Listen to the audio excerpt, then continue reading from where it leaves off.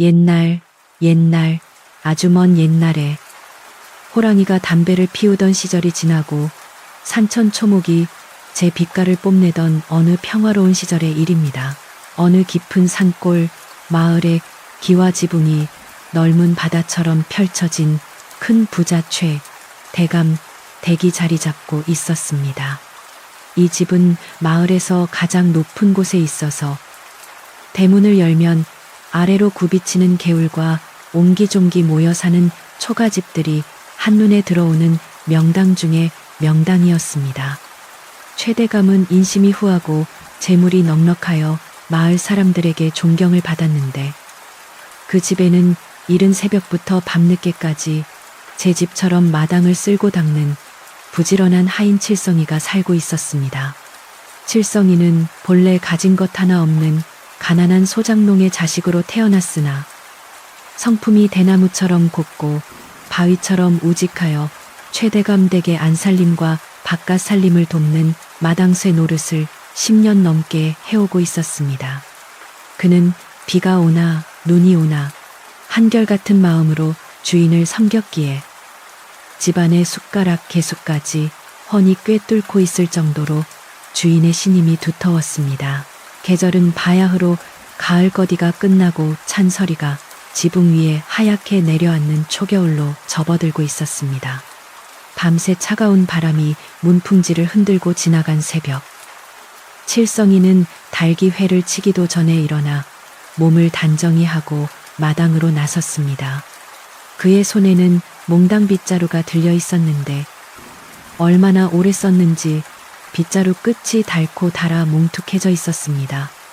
그는 쌀이문 앞부터 시작하여 사랑채 마당, 그리고 안채로 이어지는 길을 천천히 그리고 꼼꼼하게 쓸어 나갔습니다. 슥, 슥, 새벽의 정적을 깨는 빗자루 소리는 마치 규칙적인 숨소리처럼 들렸고 그 소리에 맞춰 마당의 흙바닥에는 정갈한 빗자루 자국이 물결무늬처럼 새겨졌습니다. 칠성이에게는 이 마당을 쓰는 일이 단순한 청소가 아니라 하루를 여는 신성한 의식이자 주인에 대한 충심을 표현하는 길이었습니다. 칠성이가 땀을 훔치며 허리를 펼 때쯤 행랑채 작은 방에서는 그의 어린 아들 도리가 곤히 잠들어 있었습니다. 도리는 어미를 일찍 여의고 아비 손에 자란 탓에 또래보다 철이 일찍 든 아이였습니다. 칠성이는 빗자루를 잠시 내려놓고 문틈으로 새어나오는 아이의 숨소리에 귀를 기울였습니다. 비록 남의 집 살이를 하며 겹방살이를 하는 처지였지만 칠성이에게 도리는 세상 그 무엇과도 바꿀 수 없는 보물이었습니다. 아비는 생각했습니다. 내 비록 천한 신분으로 남의 집 마당을 쓸며 살아가지만 우리 도리만큼은 배를 골리지 않고 남부럽지 않게 키우고 싶다. 칠성이는 거칠어진 손바닥을 비비며 다시 빗자루를 잡았습니다. 찬바람에 손끝이 아려왔지만 방 안에서 웅크리고 자는 아들을 떠올리면 가슴 한구석에서 뜨거운 불덩이가 올라와 추위를 잊게 해주었습니다. 그러나 세상 일이라는 것이 늘 순리대로만 흘러가는 것은 아니어서 이 평화로운 집에 검은 그림자가 드리우기 시작했습니다. 얼마 전 최 대감댁에 새로 들어온 집사 한 명이 있었는데 그는 뱀처럼 눈이 가늘고 인매가 얇아 보기에도 심술이 덕지덕지 붙은 사내였습니다.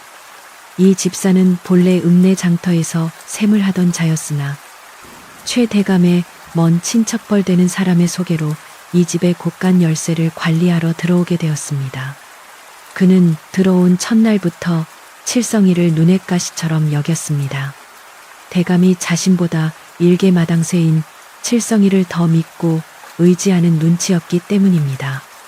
대감은 중요한 심부름이 있으면 집사를 제쳐두고 칠성이를 불러 나직한 목소리로 당부하곤 했고 맛난 음식이 생기면 칠성이의 아들 도리부터 챙겨주곤 했습니다. 집사의 질투심은 날이 갈수록 커져만 갔습니다. 그는 칠성이가 마당을 쓸고 있으면 뒤에서 혀를 차며 쯧쯧. 마당만 번지르르하게 쓸면 뭐하나. 속이 시커먼 것을 하고 들으라는 듯 빈정거렸습니다. 칠성이는 그저 못 들은 척 묵묵히 제 할 일만 했지만 집사의 심술은 거기서 멈추지 않았습니다. 집사는 칠성이가 잠시 자리를 비운 사이 그가 해놓은 장작더미를 무너뜨려 놓거나 소여물에 몰래 모래를 섞어 칠성이가 대감에게 꾸지람을 듣게 만들려고 애를 썼습니다. 하지만 최 대감은 칠성의 성품을 누구보다 잘 알았기에 그런 자잘한 실수들은 웃어넘기거나 칠성이를 탓하지 않았습니다. 그러자 집사는 더 큰 흉계를 꾸미기 시작했습니다. 칠성이를 이 집에서 영영 내쫓지 않고서는 자신의 입지가 서지 않을 것이라 생각한 것입니다. 어느 날 밤 달빛조차 구름에 가려 칠흑같이 어두운 밤이었습니다. 집사는 모두가 잠든 틈을 타 몰래 곳간으로 향했습니다. 그의 손에는 큼지막한 자루 하나가 들려 있었는데 그는 곳간 문을 소리 없이 열고 들어가 최 대감이 가장 아끼는 햅쌀한 가마니를 퍼서 자루에 담았습니다. 그리고는 그 쌀자루를 들고 살금살금 칠성이가 묵고 있는 행랑채로 다가갔습니다. 칠성이와 도리는 깊은 잠에 빠져 세상 모르고 있었고 집사는 그들의 방문 앞 집신을 놓아두는 텐마루 밑 깊숙한 곳에 쌀자루를 숨겨두었습니다. 그리고는 회심의 미소를 지으며 자신의 방으로 돌아가 날이 밝기만을 기다렸습니다. 밤새 불어온 바람소리에 묻혀 집사의 사악한 발자국 소리는 아무도 듣지 못했습니다. 이튿날 아침 여느 때처럼 마당을 쓸고 있던 칠성이에게 날벼락 같은 소리가 들려왔습니다. 이놈 도둑놈이 집안에 있었구나. 집사의 찢어지는 듯한 고함이 새벽 공기를 갈랐습니다. 칠성이는 깜짝 놀라 빗자루를 멈추고 소리 나는 쪽을 바라보았습니다. 집사는 얼굴이 불그락푸르락해져서 곳간 앞에 서 있었고 그 옆에는 잠옷바람으로 나온 최대감이 놀란 표정으로 서 있었습니다. 집사는 칠성이를 보자마자 삿대질을 하며 소리쳤습니다. 대감마님, 곳간에 햅쌀이 축났습니다. 제가 어젯밤에 분명히 확인하고 문을 잠갔는데 아침에 보니 쌀독이 비어 있습니다. 이는 필시 집안 사정을 잘 아는 놈의 소행입니다. 마을 사람들도 하나둘씩 담장 너머로 고개를 내밀며 수군거리기 시작했습니다. 최대감은 믿을 수 없다는 듯이 칠성이를 바라보았습니다. 칠성아, 네가 혹시 밤사이 인기척을 듣지 못했느냐? 대감의 목소리에는 칠성이에 대한 믿음이 깔려 있었지만 집사는 그 틈을 주지 않고 몰아붙였습니다. 마님, 물어볼 것도 없습니다. 이놈이 평소에 쌀독을 쳐다보는 눈빛이 예사롭지 않았습니다. 당장 이놈의 방을 뒤져봐야 합니다. 집사는 하인들을 시켜 칠성의 방을 뒤지게 했습니다. 칠성이는 억울함에 가슴이 답답해졌지만 죄 지은 것이 없으니 당당하게 방을 내어주었습니다. 영문도 모른 채 잠에서 깬 어린 도리는 겁에 질려 아비의 바지가랑이를 잡고 울먹였습니다. 칠성이는 그런 아들을 안심시키려 머리를 쓰다듬으며 묵묵히 마당에 서 있었습니다. 하지만 곧이어 행랑채 텐마루 밑에서 하인들이 무언가를 끌어내자 칠성의 얼굴은 흑빛으로 변하고 말았습니다. 그것은 어젯밤 집사가 숨겨둔 쌀자루였습니다. 이것 보십시오. 제 말이 맞지 않습니까? 집사는 기세등등하게 외치며 쌀자루를 풀어 헤쳤습니다. 하얀 햅쌀이 마당 위로 쏟아져 내렸고 칠성이는 그만 다리에 힘이 풀려 주저앉고 말았습니다. 아니옵니다. 대감마님, 저는 정말 모르는 일입니다. 결코 훔치지 않았습니다. 칠성이는 엎드려 울며 호소했지만 눈앞에 놓인 증거는 너무나 명백했습니다. 최 대감의 눈빛이 흔들렸습니다. 10년을 믿어온 하인이었지만 집안의 기강을 세워야 하는 가장으로서 눈앞에 드러난 증거를 무시할 수는 없었습니다. 집사는 이때다 싶어 더욱 목소리를 높였습니다. 주인의 은혜를 원수로 갚다니 이런 배은망덕한 놈을 그냥 두어서는 안 됩니다. 당장 관아에 넘겨 곤장을 치게 해야 합니다. 그러자 주변의 하인들도 수군거리며 칠성이를 의심의 눈초리로 바라보았습니다. 평소 칠성이를 시기하던 몇몇은 집사의 말에 동조하며 혀를 찼습니다. 칠성이는 하늘이 무너지는 것 같았습니다. 자신이 훔치지 않았다는 것을 증명할 길이 막막했습니다. 오직 어린 도리만이 우리 아버지는 도둑질 안 해요. 아니에요.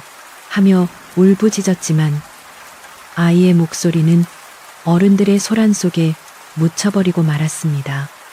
최대감은 깊은 한숨을 내쉬며 고개를 돌렸습니다. 차마 칠성을 관아에 넘길 수는 없었지만 더 이상 집에 둘 수도 없는 노릇이었습니다. 칠성아. 최대감의 목소리는 무겁게 가라앉아 있었습니다. 내 너를 친동생처럼 믿었거늘 어찌하여 이런 짓을 벌였느냐. 네가 정령배가 고파 그랬다면 내게 말이라도 하지 그랬느냐. 대감의 오해 섞인 말은 칠성의 가슴에 비수처럼 꽂혔습니다. 마님, 정말 억울하옵니다. 저는 하늘을 우러러 한 점 부끄러움이 없습니다. 누군가 저를 모함한 것입니다.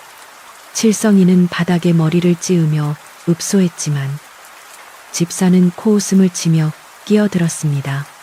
증거가 이리도 명백한데 어디서 혓바닥을 놀리느냐 마님. 더 들으실 것도 없습니다. 당장 내치시지요. 최대감은 잠시 눈을 감았다가 결단 내린 듯 말했습니다. 관아에는 알리지 않겠다. 허나 더는 내 집에서 너를 볼 수 없구나. 당장 짐을 싸서 나가거라. 그 말은 칠성이에게 사형 선고나 다름없었습니다. 갈 곳 없는 겨울. 어린 자식과 함께 빈손으로 쫓겨나는 것은 죽음보다 더한 고통이었습니다. 하지만 주인의 명이 떨어진 이상 더는 버틸 수가 없었습니다. 칠성이는 떨리는 몸을 일으켜 방으로 들어갔습니다. 챙길 짐이라곤 낡은 옷까지 몇 벌과 다 찌그러진 밥그릇 2개, 그리고 도리가 가지고 놀던 나무 토막 몇 개가 전부였습니다. 그는 보따리를 싸면서 하염없이 눈물을 흘렸습니다. 자신이 쫓겨나는 것보다 이제 추운 겨울을 나야 할 어린 아들의 고생이 눈에 바려 가슴이 미어지는 듯 했습니다. 도리는 영문도 모른 채 아비의 눈물을 닦아주며 아빠, 우리 어디가 하고 물었습니다. 그 순진한 물음에 칠성이는 대답 대신 아이를 꽉 끌어안았습니다. 짐을 챙겨 나온 칠성이는 대감마님 계신 안채를 향해 큰 절을 올렸습니다. 비록 억울하게 쫓겨나지만 지난 10년간 자신을 거두어준 은혜에 대한 마지막 예의였습니다. 대감은 차마 칠성을 보지 못하고 방으로 들어가 버렸고 마당에는 의기양양한 집사와 안타까운 표정의 동료 하인들만 남아 있었습니다. 칠성이는 도리의 작은 손을 꼭 잡고 대문을 향해 걸어갔습니다. 한 걸음 한 걸음 뗄 때마다 발에 납덩이를 매단 듯 무거웠습니다. 익숙했던 마당, 손때 묻은 빗자루, 정들었던 장독대들이 멀어지면서 칠성의 마음 속에는 깊은 슬픔과 함께 알 수 없는 오기가 싹트기 시작했습니다. 언젠가는 반드시 이 억울함을 풀고 말리라. 대문이 끼익 하는 무거운 소리를 내며 열렸습니다. 문 밖에는 어느새 짙어진 겨울바람이 휑휑 소리를 내며 기다리고 있었습니다.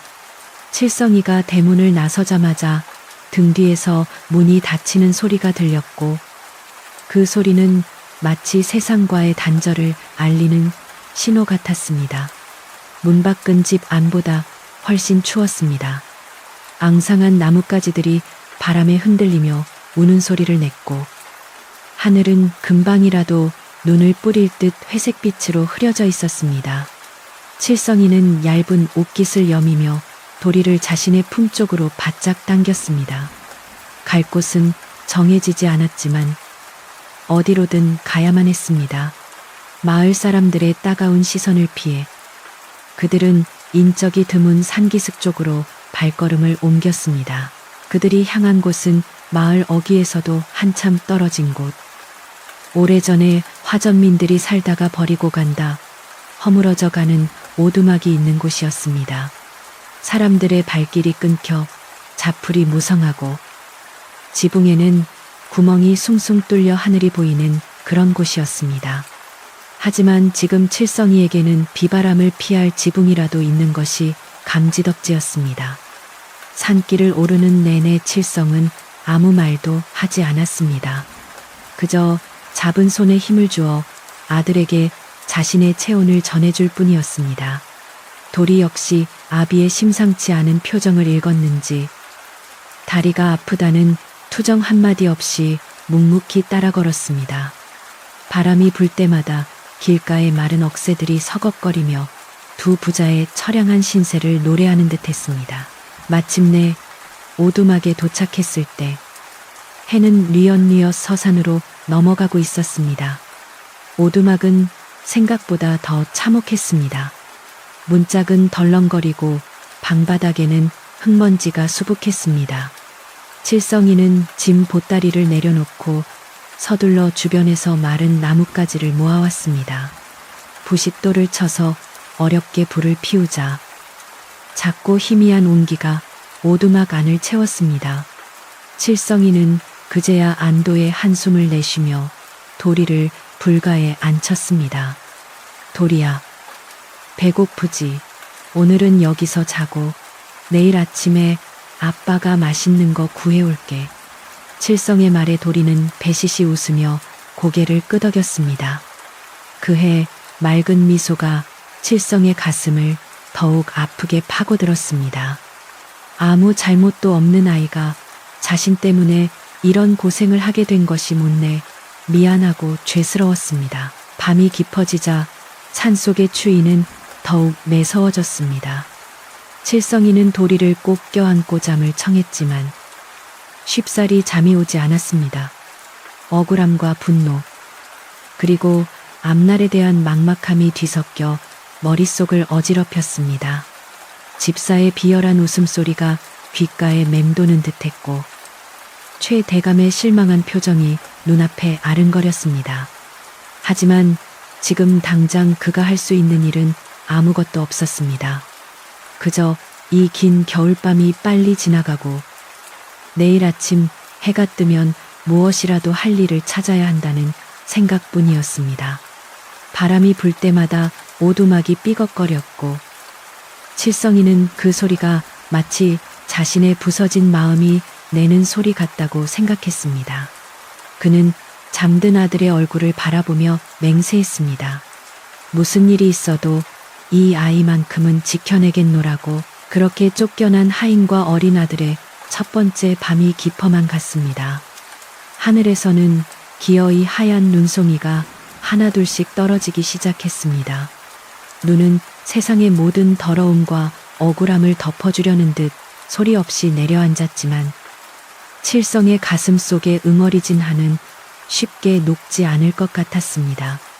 내일은 또 어떤 시련이 기다리고 있을지, 그리고 이 춥고 배고픈 겨울을 어떻게 버텨낼지, 모든 것이 불투명한 밤이었습니다. 하지만 칠성이는 몰랐습니다. 이 절망적인 상황 속에서 그의 품에 안겨 잠든 어린 도리가 훗날 그들에게 생각지도 못한 기적을 가져다 줄 열쇠를 쥐고 있다는 사실을 말입니다. 운명은 때때로 가장 가혹한 순간에 가장 귀한 선물을 숨겨두곤 하는 법이니까요. 이튿날 아침, 칠성이가 눈을 떴을 때 세상은 온통 하얀 눈으로 뒤덮여 있었습니다. 지붕 뚫린 오두막 안으로도 눈발이 들이쳐 칠성과 도리의 머리맡에는 하얀 눈가루가 소복이 쌓여 있었습니다. 뼈마디가 시려오는 추위의 칠성은 서둘러 일어나 아궁이를 살폈지만 어젯밤 피워놓은 불은 이미 싸늘한 재로 변해 있었습니다. 도리는 배가 고픈지 잠결에도 입맛을 다시며 몸을 웅크렸고 그 모습을 보는 칠성의 가슴은 찢어지는 듯 했습니다. 당장 먹일 끼니조차 없는 막막한 현실이 눈앞의 추위보다 더 매섭게 그를 옥죄어 왔습니다. 칠성은 자는 아들의 이불을 여며주고는 무거운 몸을 이끌고 밖으로 나갔습니다. 마을로 내려가서 무슨 일이라도 구해야만 했습니다. 비록 도둑 누명을 쓰고 쫓겨났지만 자식을 굶길 수는 없다는 아비의 절박함이 그를 다시 사람들 속으로 밀어 넣었습니다. 마을로 내려가는 길은 험난하기 그지없었습니다. 밤사이 내린 눈이 무릎까지 차올라 걸음을 뗄 때마다 숨이 턱턱 차올랐습니다. 칠성은 미끄러운 산길을 내려오며 수없이 넘어지고 다시 일어났습니다. 꽁꽁 얼어붙은 손발보다 더 시린 것은 사람들의 시선에 대한 두려움이었습니다. 하지만 칠성은 입술을 꽉 깨물었습니다. 내 자존심 따위는 개나 줘버려도 좋다. 도리 입에 따뜻한 밥 한 숟가락만 넣어줄 수 있다면 남의 집 마당에서 개처럼 짖으라면 짖겠다.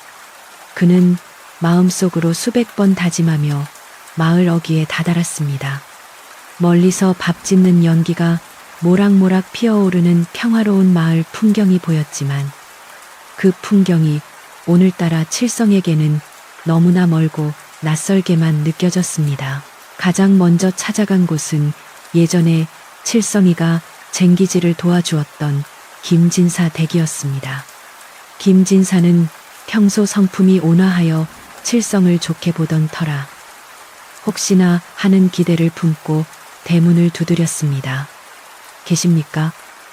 김진사, 어른, 접니다. 칠성이입니다. 잠시 후 대문이 열리고 하인이 얼굴을 내밀었으나 칠성을 보자마자 표정이 싸늘하게 굳어졌습니다.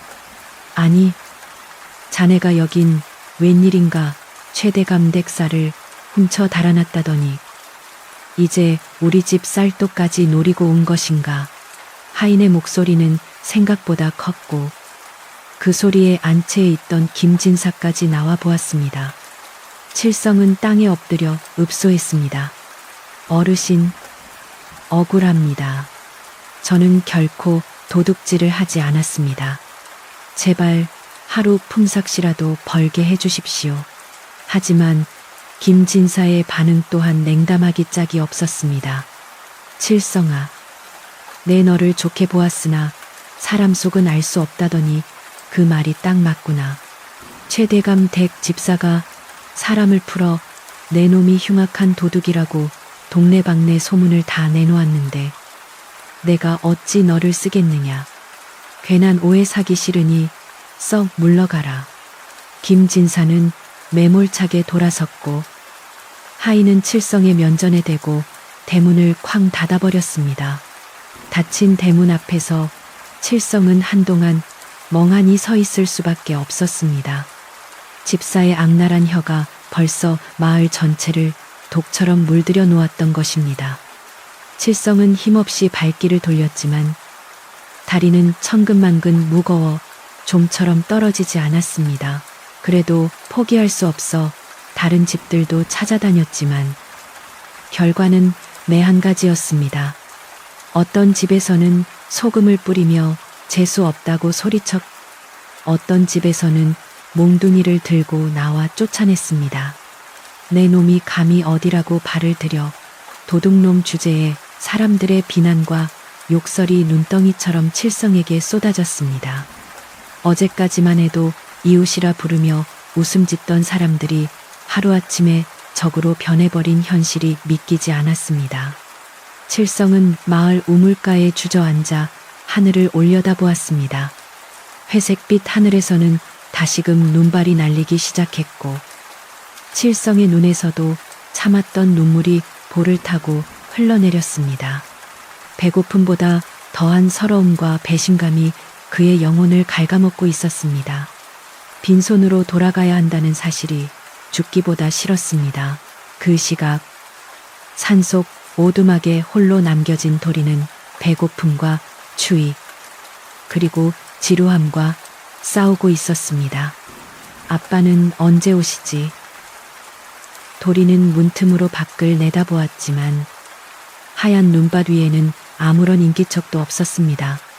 배에서 꼬르륵 소리가 날 때마다 도리는 물로 배를 채우려 했지만 깨진 독에 담긴 물마저 얼어붙어 있었습니다.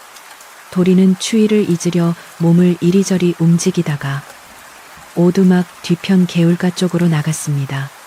그곳은 양지 바른 곳이라 눈이 덜 쌓여 있었고 개울물도 졸졸 소리를 내며 흐르고 있었습니다. 도리는 개울가에 쭈그리고 앉아 흐르는 물에 손을 담가 보았습니다. 손끝이 아릴 정도로 차가웠지만 맑은 물을 보니 기분이 조금 나아지는 것 같았습니다. 그런데 개울가 흙이 여느 곳과는 조금 달라 보였습니다.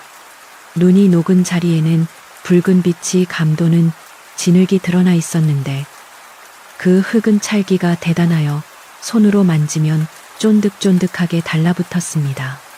도리는 호기심에 흙을 한 줌 퍼내어 조물락거려 보았습니다. 차가운 흙의 감촉이 손바닥에 전해졌지만 이상하게도 그 느낌이 싫지 않았습니다. 도리는 배고픔도 잊은 채 흙장난에 빠져들었습니다.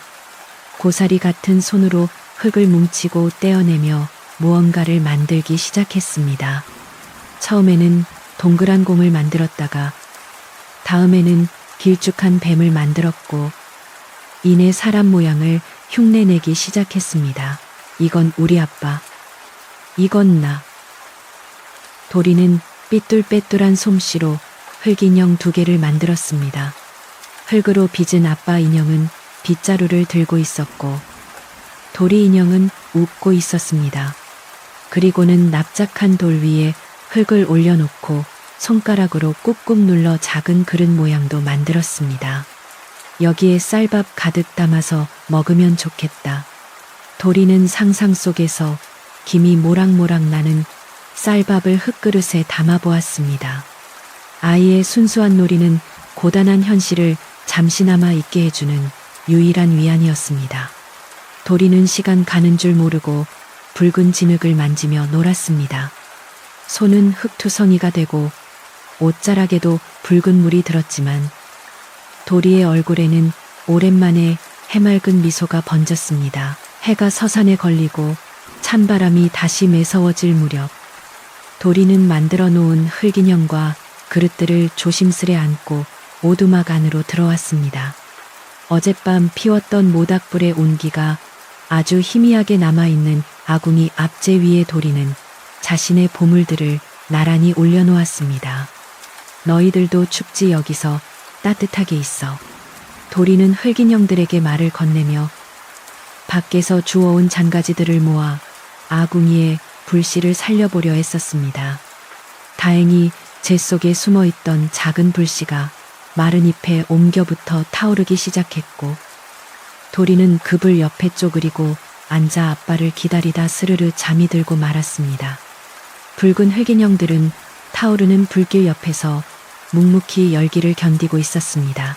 칠성이가 터덜터덜 오두막으로 돌아온 것은 사방이 어둠에 잠긴 뒤였습니다. 빈손이었습니다.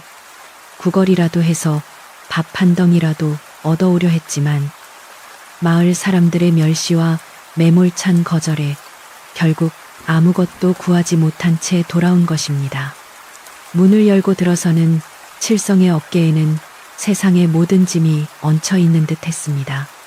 방 안에는 작은 모닥불이 타닥타닥 소리를 내며 타고 있었고 그 옆에 웅크리고 잠든 도리의 모습이 보였습니다.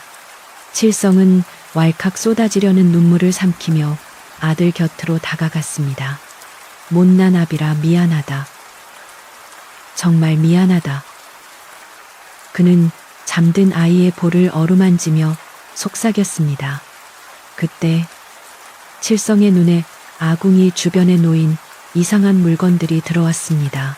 불길 바로 옆 뜨거운 열기가 닿는 곳에 붉은색 덩어리들이 놓여 있었습니다. 칠성은 무심코 그것들을 집어들려다 깜짝 놀랐습니다. 앗! 뜨거워라. 손끝이 데일 듯 뜨거웠지만 그보다 더 놀라운 것은 그 단단함이었습니다.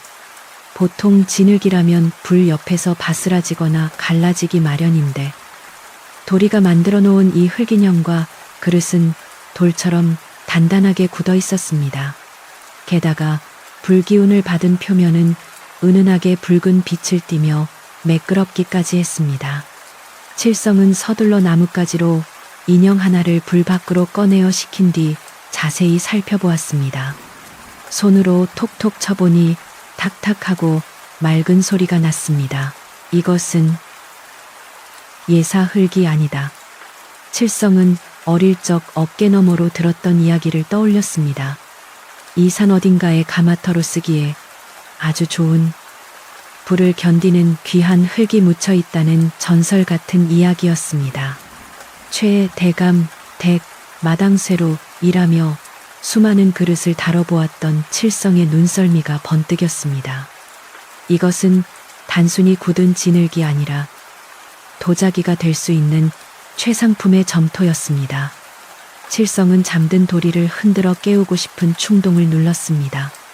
대신 그는 횃불을 하나 만들어 들고 당장 오두막 뒤편 개울가로 달려나갔습니다. 어둠 속에서도 붉은 기운이 감도는 흙더미를 찾아낸 칠성은 미친 듯이 맨손으로 흙을 파내기 시작했습니다. 손톱 밑에 흙이 끼고 손가락이 얼어붙는 것 같았지만 칠성은 멈추지 않았습니다. 이 흙이 어쩌면 자신과 도리를 살릴 유일한 희망일지도 모른다는 생각이 머릿속을 가득 채웠습니다. 그는 옷자락에 흙을 가득 담아 오두막으로 돌아왔습니다. 그리고는 물을 조금 섞어 정성스럽게 반죽을 시작했습니다. 찰싹, 찰싹, 흙을 치대는 소리가 오두막 안을 채웠습니다. 칠성은 온 힘을 다해 흙 속의 공기를 빼내고 찰기를 더했습니다. 그의 이마에서는 땀방울이 맺혀 떨어졌고 눈빛은 그 어느 때보다 빛나고 있었습니다. 마을 사람들에게 받았던 모멸감과 억울함이 흙을 치대는 손길마다 실려나가는 듯 했습니다. 반죽이 어느 정도 완성되자 칠성은 숨을 고르고 조심스럽게 형태를 잡아가기 시작했습니다. 물레도 없고 도구도 없는 열악한 환경이었지만 그의 손은 섬세하게 움직였습니다. 최대감댁에서 귀한 백자나 청자를 닦으며 눈여겨보았던 곡선을 떠올렸습니다. 투박한 손끝에서 조금씩 그릇의 형태가 나타났습니다. 비록 매끄럽고 완벽하지는 않았지만 칠성의 간절함이 깃든 밥그릇 하나가 빚어졌습니다. 그는 내친 김에 국그릇과 작은 종지까지 만들었습니다. 흙이 워낙 좋아 손에 닿는 느낌이 비단결처럼 부드러웠고 모양이 쉽게 허물어지지 않았습니다. 칠성은 자신이 만든 그릇들을 보며 가슴 벅찬 희열을 느꼈습니다. 이제 남은 것은 불이었습니다. 도자기는 불이 빚어내는 예술이라 했습니다. 오두막의 작은 아궁이로는 제대로 된 가마 온도를 낼 수 없었지만 칠성은 포기하지 않았습니다. 그는 오두막 주변의 돌들을 모아 아궁이 입구를 좁히고 마른 장작을 최대한 많이 모아 화력을 집중시킬 수 있는 임시가마를 만들었습니다. 도리가 잠에서 깰까봐 조심하면서도 그의 손놀림은 바쁘게 움직였습니다. 그릇들을 불길이 가장 잘 닿으면서도 직접 닿지 않는 위치에 신중하게 배치했습니다. 그리고는 경건한 마음으로 불을 지폈습니다. 비나이다. 비나이다. 천지신명시여. 이 못난 아비의 정성을 굽어 살피시어 부디 이 그릇들이 무사히 구워지게 해주옵소서. 불길이 거세지자 오두막 안은 대낮처럼 환해지고 후끈한 열기로 가득 찼습니다. 칠성은 밤새 아궁이 앞을 지키며 불 조절을 했습니다. 장작이 타들어가는 소리와 함께 흙이 구워지는 냄새가 묘하게 섞여났습니다. 그는 불꽃 속에서 일렁이는 그릇들을 바라보며 마치 자신의 인생도 이 불길 속에서 새롭게 태어나고 있는 것 같은 착각에 빠졌습니다. 지난 10년간 머슴으로 살며 굽신거렸던 삶. 도둑 누명을 쓰고 쫓겨난 비참한 삶이 저 불길 속에 모두 타버리고 단단하고 쓸모있는 그릇으로 다시 태어나기를 간절히 빌었습니다.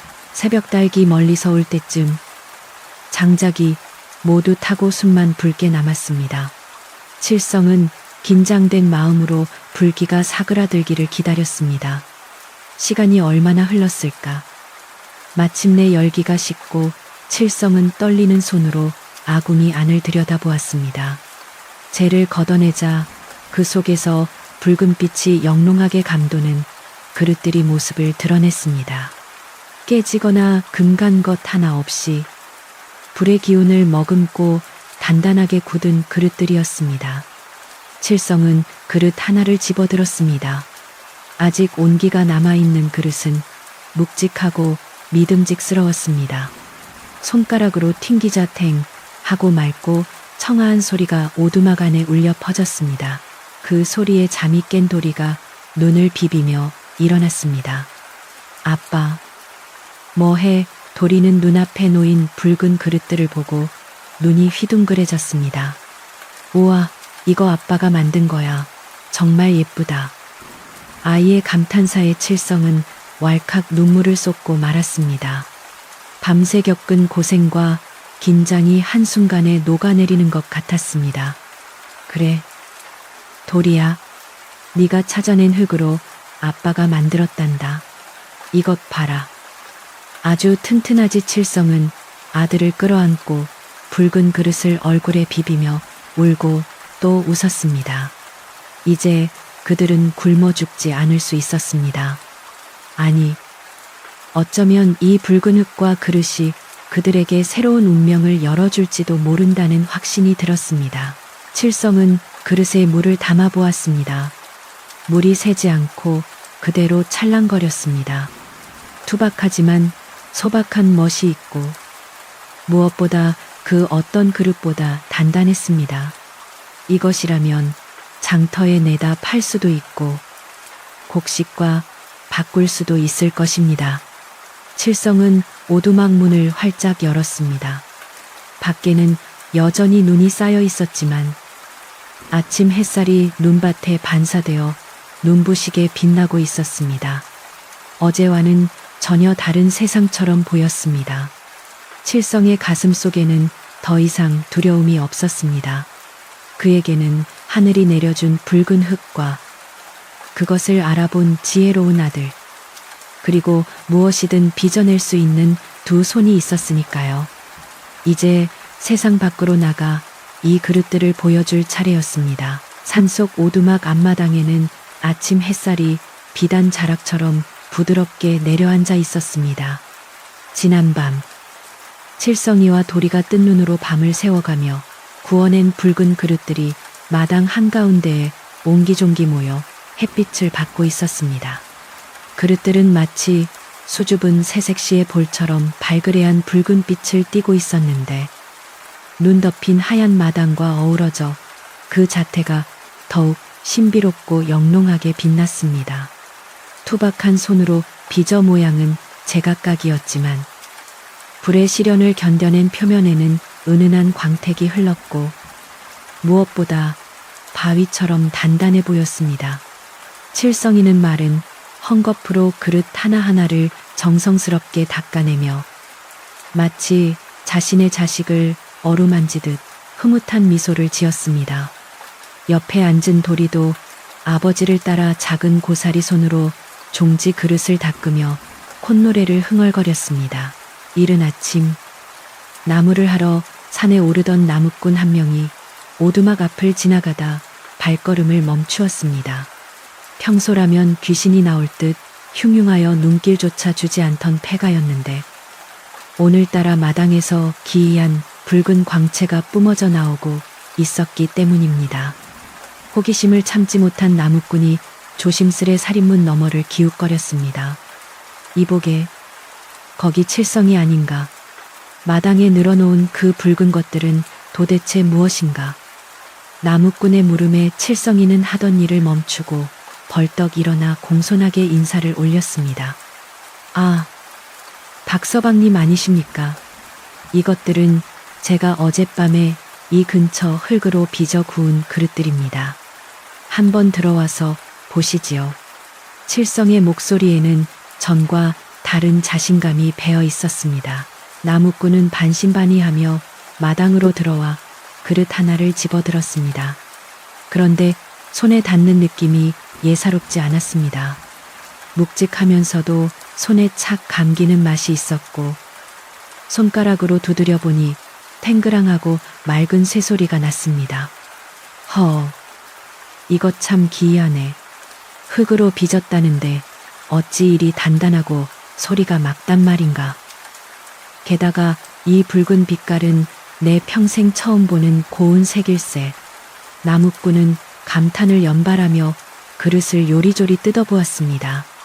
옆에서 지켜보던 도리가 자랑스런 목소리로 거들었습니다. 아저씨, 그 흙은 제가 개울가에서 찾은 거예요. 우리 아빠가 밤새 불을 떼서 만들었어요. 나무꾼은 도리의 머리를 쓰다듬으며 고개를 끄덕였습니다. 이보게 칠성아, 내가 마침 집에 밥그릇이 하나 깨져서 곤란하던 참이었네. 이 그릇을 내게 팔 수 있겠나? 돈은 없지만 오늘 산에서 해갈 나무 한 짐을 주고 가겠네.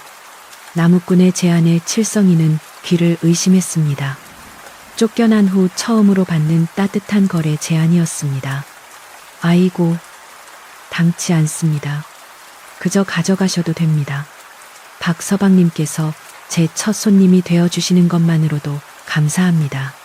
칠성이는 손사래를 쳤지만 나무꾼은 굳이 지게에 지고 있던 장작 한 짐을 마당 한쪽에 내려놓고는 가장 튼튼해 보이는 국그릇 하나를 품에 안고 기분 좋게 내려갔습니다.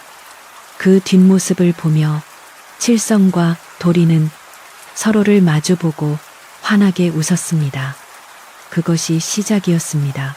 소문은 발 없는 말이 되어 천리를 간다고 했습니다. 나무꾼이 가져간 붉은 그릇을 본 마을 아낙네들이 하나둘씩 웅성거리기 시작했습니다. 그릇이 붉은 팥죽색인데 떨어뜨려도 잘 깨지지가 않는다네. 뜨거운 국을 담아도 그릇이 쉬이 식지 않고 밥맛이 꿀맛이라던데 마을 우물가에는 온통 칠성인의 그릇 이야기뿐이었습니다. 호기심 많은 마을 사람들이 하나둘씩 산비탈 오두막을 찾기 시작했습니다. 처음에는 그저 구경이나 하러 왔던 사람들이 칠성이 빚은 그릇의 단단함과 투박한 아름다움에 반해 곡식이나 반찬거리를 들고 와서 그릇과 바꾸어 갔습니다. 보리 한 돼, 콩 한 줌, 묵은 김치 한 포기, 오두막 한 구석에는 마을 사람들이 주고 간 정성들이 조금씩 쌓여갔습니다. 칠성이는 낮에는 흙을 파고 반죽을 했고 밤에는 잠을 줄여가며 가마에 불을 지폈습니다. 제대로 된 물레도 없어 손으로 일일이 빚어야 했기에 손가락 마디마디가 부르트고 갈라졌지만 그는 힘든 줄을 몰랐습니다.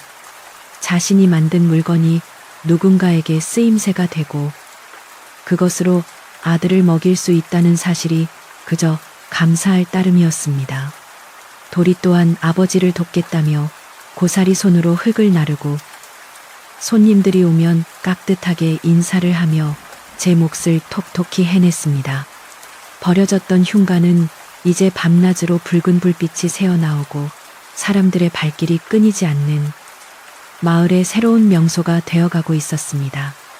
차갑게 얼어붙었던 마을, 사람들의 인심도 칠성의 성실함과 붉은 그릇의 온기 덕분에 조금씩 녹아내리고 있었습니다. 하지만 세상에는 남 잘되는 꼴을 죽어도 못 보는 사람들이 꼭 있기 마련입니다. 최대감댁 안채에서 따뜻한 아랫목을 차지하고 있던 집사의 귀에도 이 소문이 들어갔습니다. 뭐라 쫓겨난 칠성놈이 산속에서 이상한 그릇을 만들어 팔아대고 있다고 집사는 먹고 있던 곶감을 퇴하고 뱉어내며 눈을 부라렸습니다. 자신이 도둑 누명을 씌워 내쫓은 놈이 굶어 죽기는커녕 마을 사람들의 칭송을 받으며 잘 살고 있다는 소식은 집사의 뒤틀린 심사를 건드리기에 충분했습니다. 이놈이 감히 내 눈을 피해서 떵떵거리고 살아. 절대 그럴 수는 없지. 집사는 씩씩거리며 자리에서 일어났습니다. 집사는 건장한 하인 두어 명을 대동하고 산비탈 오두막으로 향했습니다. 눈 덮인 산길을 오르는 내내 그는 칠성이를 어떻게 요절을 낼까 궁리하며 이를 갈았습니다. 오두막 앞에 도착하니 마침 마을 안악내 몇 명이 칠성과 웃으며 그릇을 흥정하고 있었습니다. 평화로운 그 광경이 집사의 화를 더욱 부채질했습니다. 이놈들 썩 비키지 못할까. 집사의 벼락 같은 고함의 안악내들은 혼비백산하여 길을 텄고 마당에서 흙을 반죽하던 칠성이는 깜짝 놀라 일어섰습니다. 집사의 얼굴을 확인한 칠성의 표정이 딱딱하게 굳어졌습니다. 집사 어른께서 여기까지 어인일이십니까? 칠성의 목소리는 떨리고 있었지만 그는 본능적으로 도리를 등 뒤로 숨겼습니다. 집사는 거만한 태도로 마당을 휘저으며 널려있는 붉은 그릇들을 발로 툭툭 건드렸습니다. 내 이놈 칠성아, 네가 쫓겨나더니 아주 겁을 상실했구나. 네가 지금 무슨 짓을 하고 있는지 알고나 있느냐. 집사는 비릿한 웃음을 흘리며 칠성을 노려보았습니다. 저는 그저 먹고 살기 위해 버려진 흙으로 그릇을 빚었을 뿐입니다. 칠성이 억울함을 호소하자 집사는 버럭 소리를 질렀습니다. 버려진 흙이라니 이 산과 이 땅이 누구의 것이냐. 모두 최대감 마님의 땅이 아니더냐. 내 놈은 주인의 허락도 없이 남의 땅에 있는 흙을 도둑질하여 사리사욕을 채우고 있는 것이다. 쌀을 훔치더니 이제는 땅까지 파먹는구나. 집사의 억지 논리에 칠성이는 말문이 막혔습니다. 확실히 이 산 일대가 최대감 소유인 것은 맞지만 이곳은 수십 년간 아무도 돌보지 않는 버려진 땅이었습니다. 게다가 흙 한 줌 파내는 것을 도둑질이라 하는 것은 지나친 억지였습니다. 주변에 있던 마을 사람들도 수군거리며 집사를 비난하는 눈치였지만 서슬퍼런 집사의 기세에 눌려 누구 하나 나서지 못했습니다. 여봐라, 이 도둑놈이 만든 작물을 모두 박살내고 훔친 흙을 다시 땅에 묻어버려라. 집사의 명령이 떨어지자 뒤에 서 있던 하인들이 주저하며 다가왔습니다. 그들도 칠성의 억울한 사정을 알기에 내키지 않았지만 집사의 명을 거역할 수는 없었습니다. 안 됩니다. 제발 이러지 마십시오. 칠성이는 집사의 바짓가랑이를 잡고 매달렸습니다. 이 그릇들은 제 목숨과도 같습니다. 도리와 제가 겨우 입에 풀칠이나 하게 된 유일한 생계입니다. 제발 한 번만 눈 감아 주십시오. 칠성의 애원에도 집사는 매몰차게 그를 발로 걷어찼습니다. 시끄럽다. 도둑놈의 사정 따위 내가 알게 뭐야. 집사는 직접 몽둥이를 들어 칠성이 밤새 구워놓은 그릇들을 향해 내리쳤습니다. 와장창 맑은 소리를 내며 그릇 하나가 산산조각이 났습니다. 붉은 파편이 사방으로 튀었고 그것은 마치 칠성의 심장이 터지는 소리 같았습니다. 뒤에 있던 도리가 으앙하고 울음을 터뜨렸습니다. 집사는 광기에 사로잡힌 듯 계속해서 몽둥이를 휘둘렀습니다. 쨍그랑 퍽 정성스레 빚은 그릇들이 하나둘씩 무참히 깨져나갔습니다. 칠성이는 깨진 그릇 조각 위로 몸을 던져 남은 그릇들을 감쌌습니다. 차라리 저를 때리십시오. 그릇만은 안 됩니다. 칠성의 등 위로 집사의 몽둥이가 떨어졌지만 그는 이를 악물고 버텼습니다. 아비의 등 뒤에서 도리는 공포에 질려 바들바들 떨고 있었고 구경하던 마을 사람들은 안타까움의 발만 동동 구르고 있었습니다. 그때였습니다. 그만두지 못할까. 이 천벌을 받을 놈아. 천둥소리처럼 쩌렁쩌렁한 호통이 마당을 울렸습니다. 모두의 시선이 소리난 곳으로 쏠렸습니다. 오두막 입구에 허리가 기역자로 굽은 꼬부랑 할머니 한 분이 지팡이를 짚고 서 있었습니다. 마을에서 가장 나이가 많고 지혜롭기로 소문난 산신령 같은 존재인 왕 할머니였습니다. 평소 거동이 불편해 두문불출하던 할머니가 어떻게 여기까지 올라왔는지 그녀의 눈빛은 청년처럼 형형하게 빛나고 있었습니다. 집사도 왕 할머니의 등장에 흠칫 놀라 몽둥이를 멈추었습니다. 할머니는 느리지만 위험 있는 걸음으로 집사 앞으로 다가갔습니다. 그리고는 지팡이로 집사의 정강이를 톡 쳤습니다. 아얏 집사가 비명을 지르며 물러섰습니다. 네 이놈, 네가 최부자 댁 곳간 열쇠를 쥐더니 눈에 뵈는 게 없더냐. 할머니의 목소리는 낮지만 서늘했습니다. 이 땅이 최부자 땅인 것은 맞다. 허나 지난 수십 년간 이 땅은 뱀이나 나오고 자풀만 무성하여 아무도 거들떠보지 않던 버려진 땅이었다. 최부자도 잊고 있던 땅이란 말이다. 할머니는 숨을 고르며 주변을 둘러싼 사람들과 칠성을 번갈아 보았습니다. 그런 쓸모없던 땅에서 저 착한 칠성이와 어린 도리의 순수한 마음이 보물을 찾아낸 것이다. 진흙은 그저 흙일 뿐이나 사람의 정성과 땀이 섞여야 비로소 그릇이 되는 법. 내 놈은 흙 한 줌 보태준 적 없으면서 이제 와서 남이 피땀 흘려 만들어 놓은 결실을 탐하고 망치려 드느냐. 그것이야말로 도둑놈 신보가 아니고 무엇이냐. 할머니의 일갈에 마당에는 정적이 흘렀습니다. 구경하던 마을 사람들 사이에서 맞아 할머니 말씀이 100번 옳지. 집사가 너무 심했어. 하는 동조의 목소리가 터져나오기 시작했습니다. 처음에는 작은 속삭임이었지만 이내 웅성거림은 커다란 파도가 되어 집사를 압박했습니다. 집사의 얼굴은 불그락푸르락해졌습니다. 아니. 노망난 할망구가 뭘 안다고 나서시오. 네. 내 말은 법도를 따지자면 그렇다는 것이지. 집사는 말끝을 흐리며 횡설수설했습니다. 마을 사람들의 눈초리가 점점 매서워지자 그는 더 이상 이곳에서 행패를 부릴 명분을 잃었음을 깨달았습니다. 에이, 더러워서 못해 먹겠네. 두고 보자. 내 이 일을 대감마님께 낱낱이 고하여 내 놈들을 가만두지 않을 테다. 집사는 씩씩거리며 몽둥이를 내던지고는 꽁무니를 빼듯 도망쳤습니다.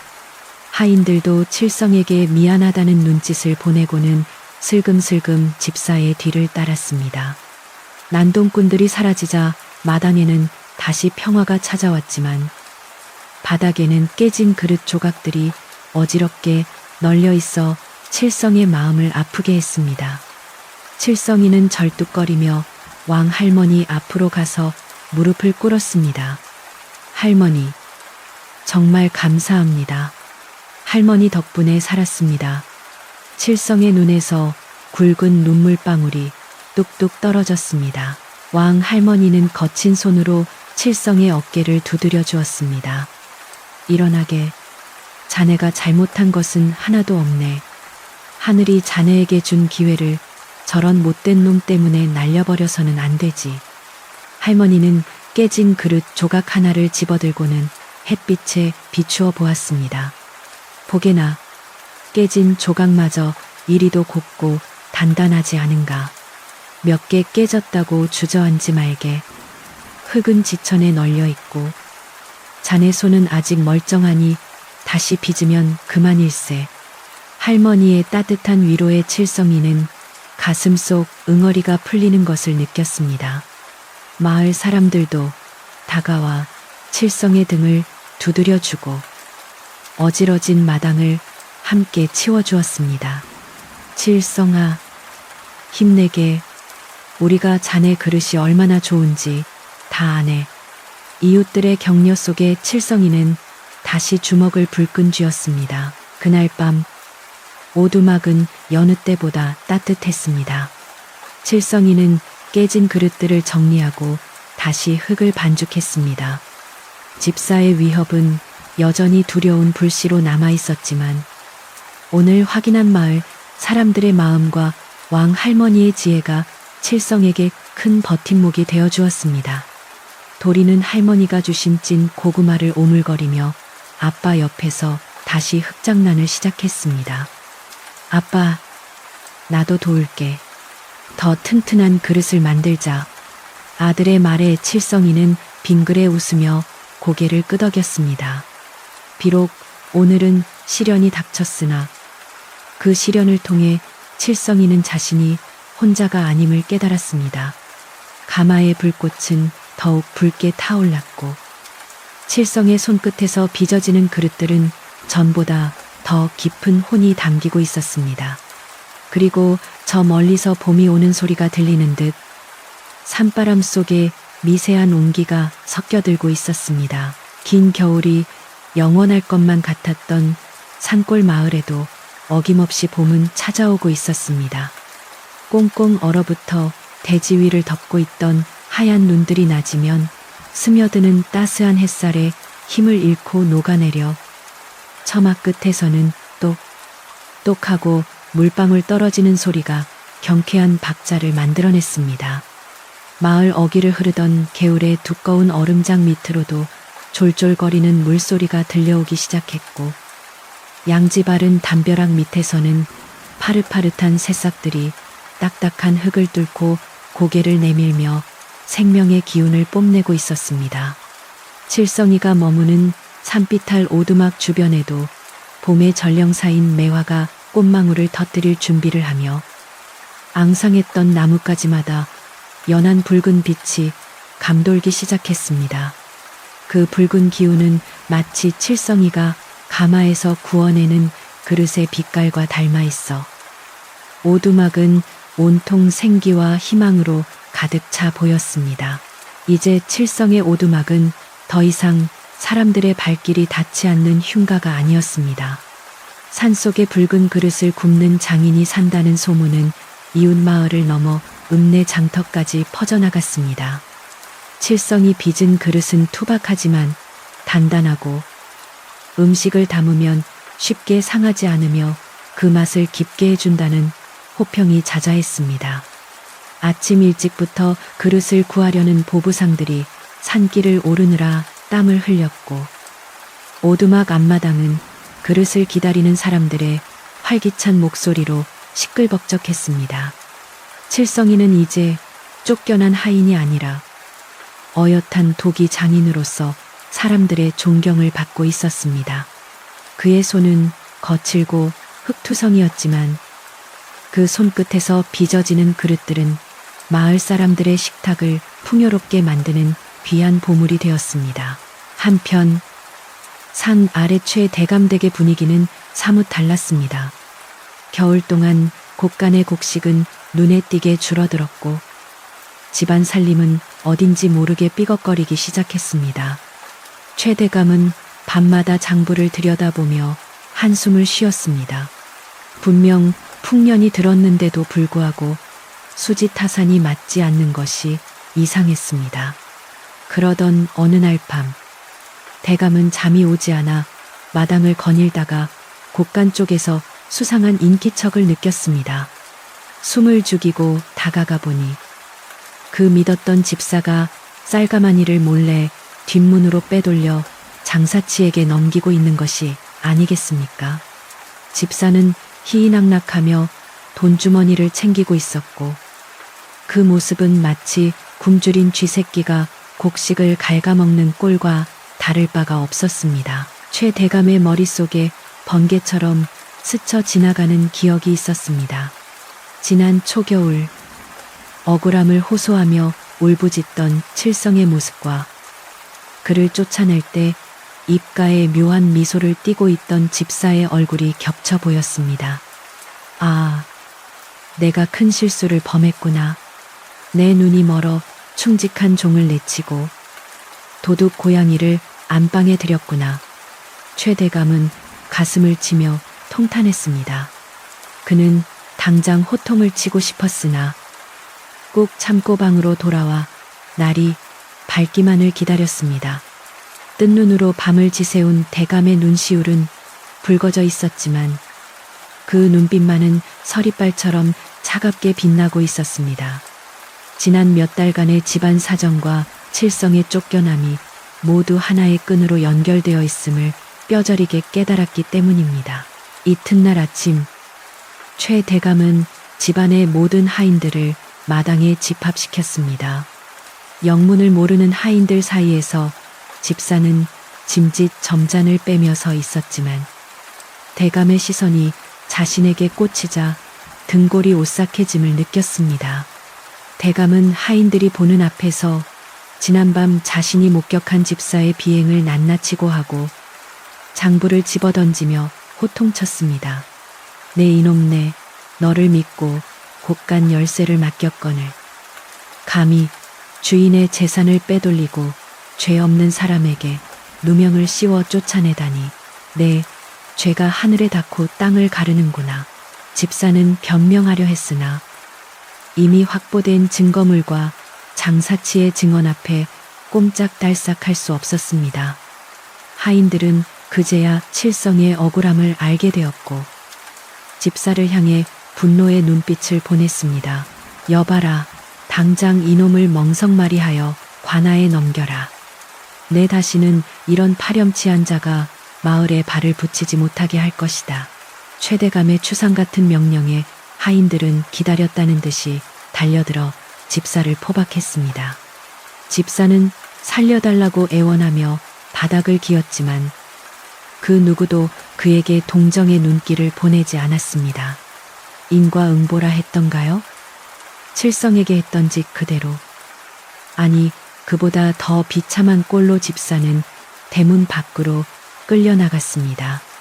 집안의 암적인 존재가 사라지자 최 대감댁 마당에는 다시 맑은 기운이 감돌았지만 대감의 마음 한구석에는 칠성에 대한 미안함과 죄책감이 바위처럼 무겁게 자리 잡고 있었습니다. 최 대감은 며칠을 고민하다가 산비탈 오두막을 찾아가기로 결심했습니다. 하인들을 대동하지 않고 홀로 집신을 신고 지팡이를 짚은 소박한 차림으로 집을 나섰습니다. 산길은 가파르고 험했지만 대감은 쉬지 않고 걸었습니다. 숨이 턱까지 차오를 때마다 칠성이가 이 길을 오르며 겪었을 고통을 생각하며 마음을 다잡았습니다. 오두막이 가까워지자 구수한 흙냄새와 나무 타는 냄새가 바람에 실려왔습니다.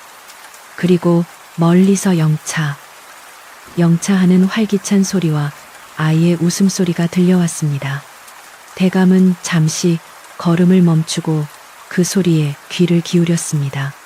그것은 생명력이 넘치는 소리, 행복이 묻어나는 소리였습니다. 오두막 마당에 도착한 최 대감은 눈앞에 펼쳐진 광경에 잠시 말을 잃었습니다.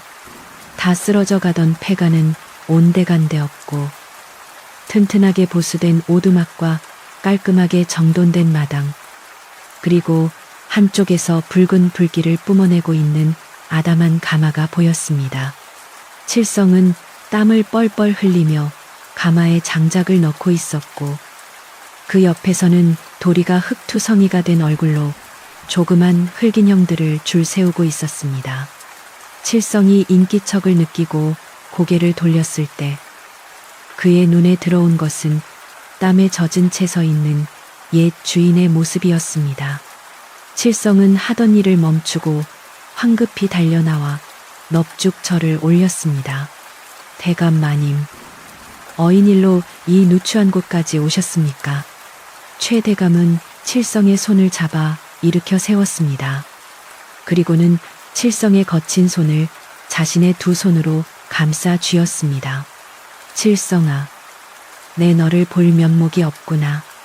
늙은 내가 눈이 어두워 진실을 보지 못하고 너를 사지로 내몰았으니 이 죄를 어찌 다 갚겠느냐.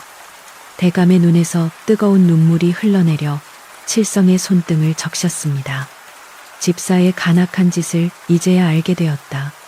내 너에게 씻을 수 없는 상처를 주었구나. 정말 미안하다. 주인의 진심 어린 사과에 칠성 또한 눈시울이 붉어졌습니다.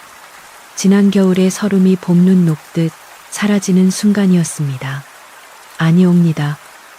마님, 이렇게 직접 찾아와 주신 것만으로도 저는 족합니다. 마음의 짐을 내려놓으십시오. 대감은 칠성에게 다시 집으로 돌아올 것을 권했습니다. 칠성아, 다시 내 집으로 가자. 내 억울함도 다 풀렸으니 예전처럼 마당새 대장 노릇을 하며 편하게 살게 해주마. 내 너를 가족처럼 아끼고 보살필 것이다. 그것은 파격적인 제안이었습니다. 다시 부자댁의 하인으로 들어가면 끼니 걱정 없이 안정된 삶을 살 수 있었습니다. 하지만 칠성은 잠시 생각에 잠기더니 정중하게 고개를 저었습니다. 그리고 자신의 뒤에 있는 가마와 마당에 널린 그릇들을 바라보았습니다. 그의 눈빛은 더 이상 명령을 기다리는 하인의 눈빛이 아니었습니다. 마님, 말씀은 천만 번 감사하오나 저는 돌아가지 않겠습니다. 칠성의 단호하지만 부드러운 거절에 대감은 놀란 표정을 지었습니다. 저는 이곳에서 흙을 만지고 불을 떼면서 비로소 제가 누구인지 알게 되었습니다. 남이 시키는 대로 사는 삶이 아니라 제 손으로 무언가를 만들어내고 그것으로 사람들을 기쁘게 하는 이 삶이 저는 참으로 좋습니다. 비록 몸은 고되지만 마음만은 그 어느 때보다 자유롭고 풍요롭습니다. 저는 이제 마당쇠 칠성이가 아니라 흙을 빚는 옹기장이 칠성으로 살고 싶습니다. 칠성의 목소리에는 흔들림 없는 확신이 담겨 있었습니다. 최 대감은 칠성의 얼굴을 찬찬히 뜯어보았습니다. 예전에 순박하기만 했던 청년의 얼굴 위로 장인의 긍지와 자부심이 덧이 펴져 있었습니다. 대감은 고개를 끄덕이며 미소를 지었습니다. 내 말이 옳구나. 너는 이미 내 집마당에 갇혀있을 그릇이 아니다. 내가 좁은 소견으로 봉황을 닭장에 가두려 했구나. 대감은 시선을 돌려 마당 한 구석에서 놀고 있는 도리를 바라보았습니다. 도리는 흙으로 빚은 못생긴 인형을 대감에게 내밀며 배시시 웃었습니다. 할아버지, 이거 제가 만든 거예요. 선물이에요. 대감은 그 투박한 흙인형을 받아들고는 크게 웃음을 터뜨렸습니다. 허허, 이 아이가 바로 복덩이로구나. 이 아이의 손장난이 너를 살리고 버려진 땅을 살리고 나의 어리석음까지 깨우쳐 주었으니 말이다. 최대감은 품에서 문서 하나를 꺼내 칠성에게 건넸습니다. 이것은 이 산과 오두막이 포함된 땅 문서다. 본래 내 땅이었으나 이제 이 땅의 진정한 주인은 그것을 가치 있게 만든 너희 부자다. 이것을 내 사과의 뜻이자 새로운 출발을 축하하는 선물로 받아다오. 칠성은 손사래를 쳤지만 대감은 억지로 문서를 칠성의 손에 쥐어주었습니다. 거절하지 말거라. 네가 이 땅에서 구워낼 그릇들이 앞으로도 수많은 사람에게 따뜻한 밥상이 되어주기를 바라는 내 작은 소망이다. 그렇게 최 대감은 가벼운 발걸음으로 산을 내려갔고 칠성은 벅찬 가슴으로 그 뒷모습을 배웅했습니다. 봄바람이 살랑살랑 불어와 오두막 앞의 풍경을 부드럽게 어루만졌습니다. 이제 이 땅은 온전히 칠성과 도리의 것이었습니다. 누구의 눈치도 볼 필요 없이 마음껏 흙을 파고 불을 지필 수 있는 그들만의 보금자리가 된 것입니다. 칠성은 대감이 주고 간 땅 문서를 도리의 흙인형 옆에 소중히 놓아두었습니다. 흙에서 나온 인형과 흙을 증명하는 종이가 나란히 놓인 모습이 묘하게 잘 어울렸습니다. 계절은 흘러 산골 마을은 완연한 봄 기운으로 가득 찼습니다. 매화가 지고 진달래가 피어나 산비탈을 분홍빛으로 물들였습니다. 칠성의 가마는 쉴 새 없이 돌아갔고 붉은 그릇은 칠성옹기라는 이름으로 전국 방방곡곡에 알려지게 되었습니다. 때때로 최 대감은 좋은 차나 고기를 들고 산을 올라와 칠성과 담소를 나누다 가곤 했습니다. 두 사람은 이제 주종관계가 아니라 예술을 알아보는 후원자와 그 기대에 부응하는 장인으로서 깊은 우정을 나누는 사이가 되었습니다. 집사로 인해 겪었던 시련은 오히려 두 사람의 인연을 더욱 단단하게 묶어주는 비온 뒤의 굳은 땅이 되었습니다. 어느 날 밤, 유난히 별이 총총한 밤이었습니다. 칠성은 가마에 마지막 불을 지피고 아궁이 앞에 앉았습니다. 타닥타닥 타오르는 불꽃은 언제 보아도 신비롭고 아름다웠습니다. 불길 속에서 그릇들은 붉은 춤을 추며 단단해지고 있었습니다. 방 안에서는 하루 종일 흙장난을 하느라 피곤했던 도리가 따뜻한 아랫목에 누워 새근새근 잠들어 있었습니다. 칠성은 방문을 살짝 열어 아이의 평온한 얼굴을 바라보았습니다. 세상 그 무엇보다 평화로운 풍경이었습니다. 그는 가마 불빛에 비친 자신의 손을 내려다보았습니다. 굳은 살이 박이고 투박한 손이었지만 칠성은 자신의 손이 세상에서 제일 자랑스러웠습니다. 칠성은 밤하늘을 올려다보며 깊은 숨을 들이마셨습니다. 차가웠던 겨울바람 대신 향긋한 흙내음과 풀내음이 섞인 봄바람이 그의 폐부 깊숙이 들어왔습니다. 그래, 이거면 되었다. 더 바랄 것이 무엇이겠느냐. 그는 혼잣말을 중얼거리고는 장작 하나를 더 아궁이에 밀어넣었습니다. 불꽃이 후우하고 솟아오르며 어둠을 밝혔습니다. 산속 오두막의 작은 불빛은 밤새 꺼지지 않고 타오르며 마을 사람들의 꿈자리까지 따뜻하게 데워주고 있었습니다. 칠성의 이야기는 바람을 타고 흘러 오늘 밤 잠 못 이루는 당신의 머리맡에도 포근한 이불처럼 내려앉을 것입니다. 이제 모든 걱정과 근심은 저 타오르는 가마불 속에 던져버리고 칠성이가 빚어낸 붉고 따뜻한 그릇에 담긴 밥 한 공기처럼 든든하고 편안한 마음으로 눈을 감으시길 바랍니다. 산골 마을의 평화로운 밤, 별빛도 숨을 죽이고 지켜보는 가운데 도리의 꿈속에서는 흑인형들이 춤을 추고 칠성의 가마는 내일의 희망을 굽고 있습니다.